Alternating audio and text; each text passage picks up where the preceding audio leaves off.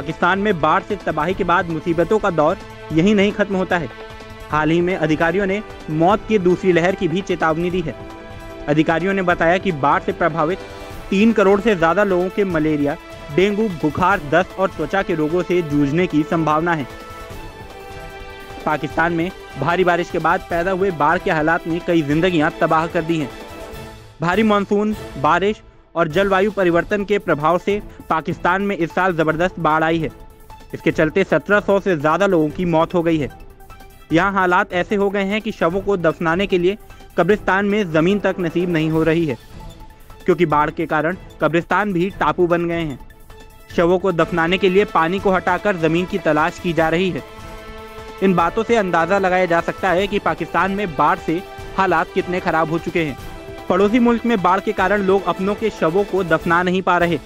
पाकिस्तान के एक नागरिक अली अकबर बिलख बिलख कर इस बात पर रोने लगे कि उन्हें अपनी मां को दफनाने के लिए कब्रिस्तान में 2 गज जमीन भी नसीब नहीं हो पा रही है।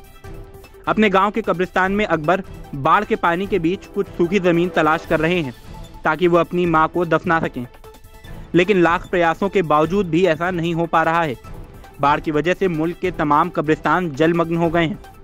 लोग अपनों को खोने से ज्यादा दुखी इस बात से हैं कि उन्हें कहां और कैसे दफनाया जाए।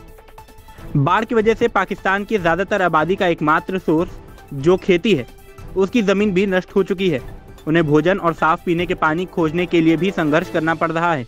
ज्यादा बाढ़ की वजह से लोगों के घरों की दीवारें भी ढह चुकी हैं। यही नहीं, बीमारी फैलाने वाले मच्छरों के झुंड भी पैदा हो चुके हैं। 28 वर्षीय अकबर की मां का निधन मलेरिया की वजह से हुआ है। वह रो रो कर और बिलखते हुए यह समझ नहीं पा रहे हैं कि उनके परिवार को एक झटके में इतना बुरा सदमा कैसे लग गया। उन्हें सबसे ज्यादा जो बात तड़पा रही है वो यह है कि कई कब्रिस्तानों को खंगालने के बावजूद भी उन्हें मां के शव को दफनाने की जमीन नहीं मिली।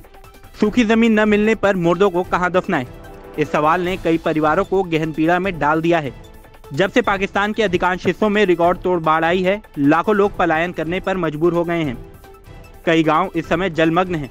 स्कूल, सड़कें और अस्पताल जैसी जरूरी बुनियादी ढांचे भी तबाही के मंजर देख रहे हैं। 4 महीने के जल प्रलय में लगभग 1700 लोग भी मर चुके हैं।